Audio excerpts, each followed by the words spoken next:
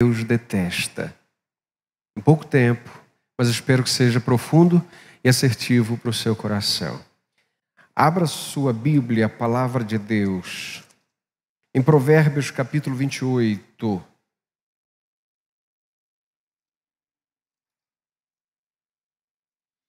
Eu quero fazer um reparo aqui, e eu sei que o Silvio entendeu muito bem a minha brincadeira.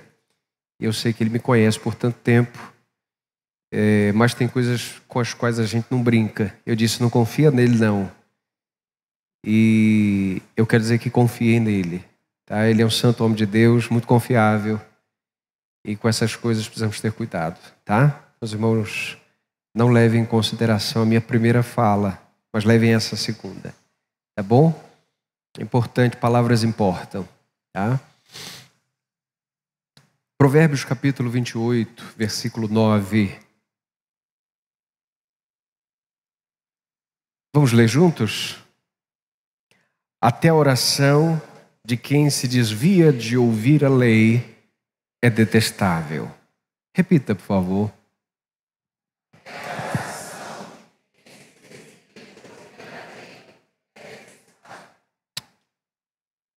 Primeira percepção do texto.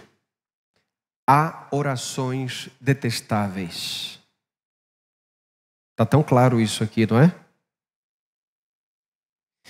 O autor está falando que há uma oração que é detestável. Esta é a primeira percepção. Portanto, precisamos ter extremo cuidado quando orarmos.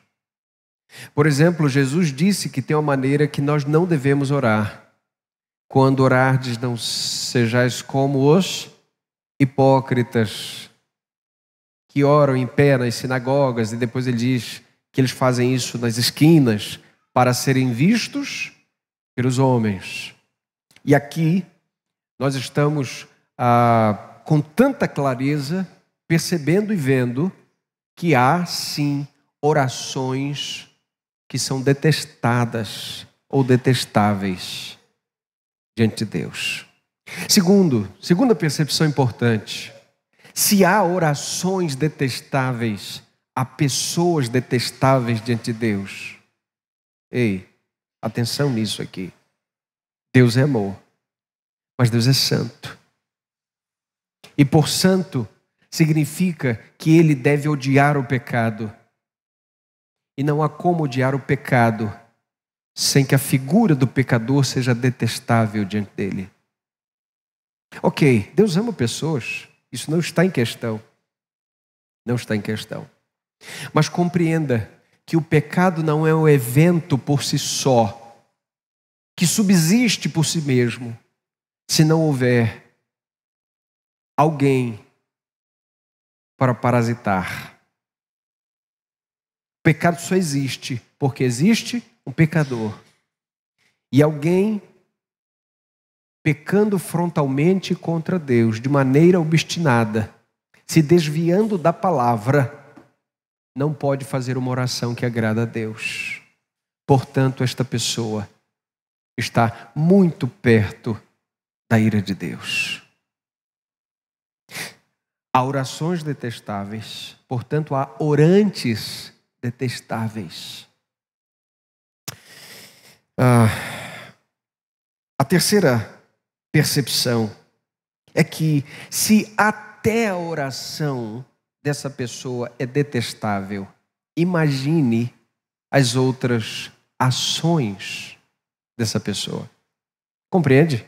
Quando o texto diz até a oração é detestável, porque a oração é o momento certamente mais sublime de um ser humano, porque ele está em audiência com Deus Santo. Se até esse momento é detestável, imagine outros momentos. Ora, uma quarta percepção é que quem se desviou da palavra de Deus, de ouvir a palavra de Deus, porque o texto diz, até a oração de quem se desvia de ouvir a lei, é detestável. Ora, quem se desvia de ouvir é porque já se desviou de praticá-la há muito tempo. Vou repetir. Se você não deseja ouvir, se você não ouve a lei de Deus com prazer, você já deixou de praticá-la há muito tempo.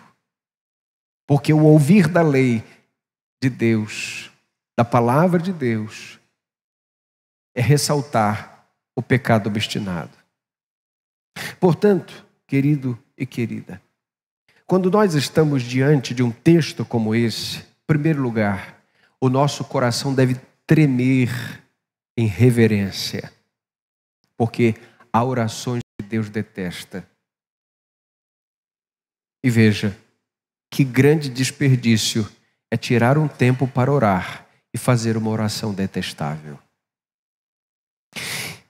A grande questão é então discernir o que significa ouvir a lei de Deus, porque o texto diz que até a oração daquele que se desvia de ouvir a lei é detestável.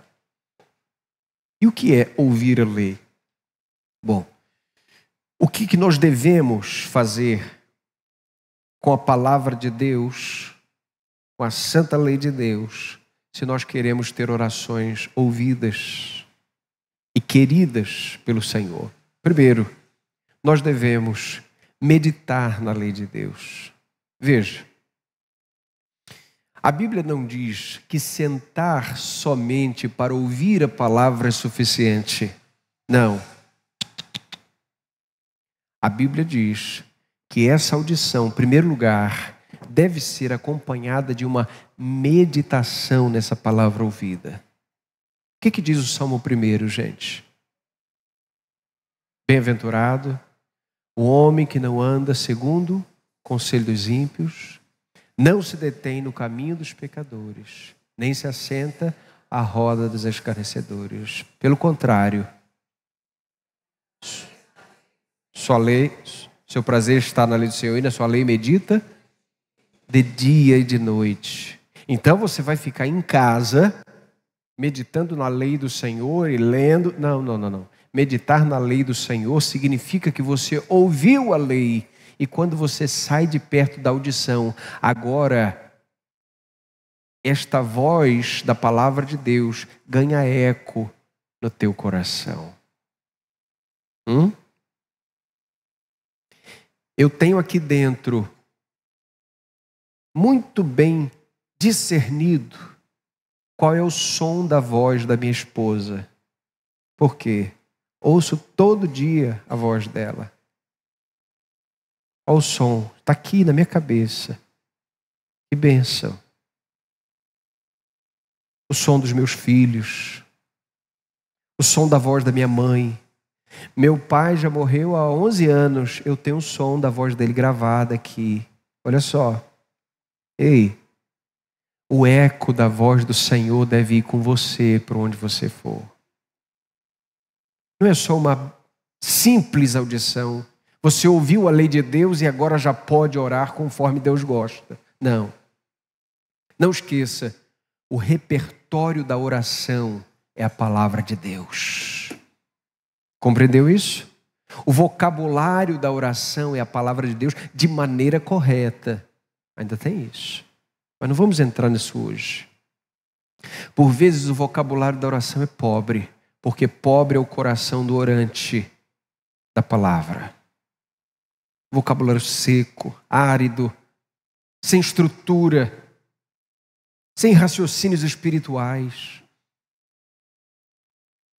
Portanto, se eu desejo orar conforme Deus gosta, eu preciso não só ouvir, mas meditar na palavra. Mas há uma segunda questão que Deus requer de nós. Depois de ouvir e depois de meditar, praticar. Qual é, gente? Praticar. O que diz em Mateus capítulo 7, a partir do versículo 24? Pois todo aquele que ouve a minha voz, que ouve estas minhas palavras, isso disse Jesus, e não as põe em prática, será semelhante a um homem que construiu a sua casa sobre a areia. Vieram os ventos, os rios, as tempestades e bateram forte contra ela. E grande foi a sua queda. Antes disso, Jesus disse que a mesma casa é construída sobre a rocha. Mas essa casa construída sobre a rocha, embora seja solapada pelos ventos, pelas tempestades e pelos rios, ela não cai. E Jesus afirma: aquele que, pois, ouve estas minhas palavras e não as põe em prática, é semelhante àquele que construiu a sua casa sobre a areia. Aquele que, pois, ouve estas minhas palavras e as pratica, será semelhante àquele que construiu a sua casa sobre a rocha. Está bem compreendido isso aqui? Está compreendido então que não basta que entremos aqui e ouçamos a palavra. Porque, gente, vamos combinar, a palavra está sendo pregada para tudo que é canto, não só do nosso país, mas do mundo. Você pode ter acesso a vários canais e bons canais de pregação em qualquer hora do dia, em qualquer lugar do território nacional, praticamente. Através da internet, de uma igreja com portas abertas. Claro que cada um no seu tempo. Porém, não basta a simples audição. É importante meditar. E quando eu medito, eu busco praticar. E quando eu pratico a palavra, então eu faço a oração certa. Pedis e não recebeis, porque pedis mal. Para que, gente? Pedis errado, só para gastar os vossos próprios prazeres. Eu tenho dúvidas sérias se um crente verdadeiro, sincero, ouvinte e praticante da palavra vai pedir alguma coisa fútil. Não vai. Ainda que ele peça uma coisa que para outros não faça muito sentido, e para ele, no seu foro íntimo, tenha sentido, ele vai pedir este algo simples para a glória de Deus. E é disso que se trata. Agora, a oração daquele que está diante da palavra até ouve, mas sai das portas e nunca mais relembra a palavra. Sai das portas e nunca mais pratica. Depois vai orar para Deus. Essa oração é detestável. Porque a Bíblia, meu irmão, minha irmã, é mais desejável do que o ouro puro. Mais doce que o mel, do que o gotejar dos favos. Diz a palavra mesmo no Salmo 19, a partir do verso 7 até o verso 13, que trata da beleza dessa palavra que vem de Deus. Portanto, querido e querida, meu irmão, minha irmã, se há alguma maneira de orar corretamente, se há alguma maneira de ser aceito em oração, ser aceitos em oração, fazendo da maneira que o Senhor deseja. E é claro, perceba, nós estamos tratando aqui da oração pelos méritos de Cristo. Nós não estamos dizendo que são as nossas obras que fazem a nossa oração aceitável, não é isso. Mas se você já recebeu os méritos de Cristo na sua vida, até nisso há uma forma correta de orar. Portanto, não pense que você vai entrando de qualquer maneira, pedindo qualquer coisa, como se Deus fosse um serviçal e a palavra de Deus está esquecida da sua vida. 1 João capítulo 5, versículo 14. E esta é a confiança que temos nele. Se pedirmos algo segundo a sua vontade, ele nos ouve. Que confiança linda, gente. Segundo a sua vontade. As cláusulas estão aqui. Tá certo? Pergunta, portanto, final. Que tipo de oração queremos fazer? Não esqueça, meu irmão, minha irmã, oração é um ato, sim, é verdade. Mas no final de tudo, você vai descobrir que a oração é um ambiente. Vou repetir. Oração é um ato. Mas de modo mais amplo, oração é um ambiente. Deixa eu explicar isso. Eu pego meu smartphone e envio uma mensagem para um dos irmãos. Isso foi um ato. Tá certo? Compreendido? Eu usei a internet. Ponho meu telefone no bolso e o Wi-Fi continua ligado. O ambiente está propício para. Eu não estou usando, mas posso fazê-lo. Compreendido? Isso significa orai sem cessar. A tua mente não para de pensar na vontade de Deus. Meu Deus, é isso que o Senhor quer? Porque na hora que você sabe o que fazer, você não vai buscar Deus coisa nenhuma. Isso está errado. Meu Deus, eu tenho certeza do que eu tenho que fazer agora. Mas deixa eu te perguntar, é a vontade do Senhor? O Senhor deixa? É isso que o Senhor quer? Pode ser?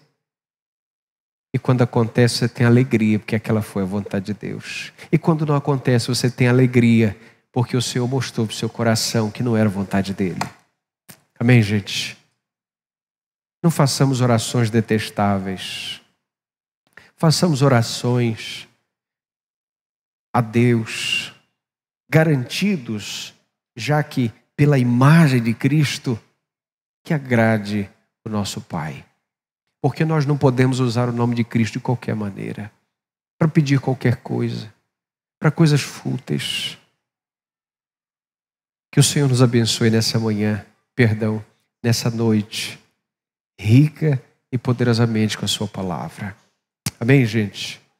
Que o Senhor abençoe a sua vida, que as nossas orações sejam frutíferas para a glória dele. Amém.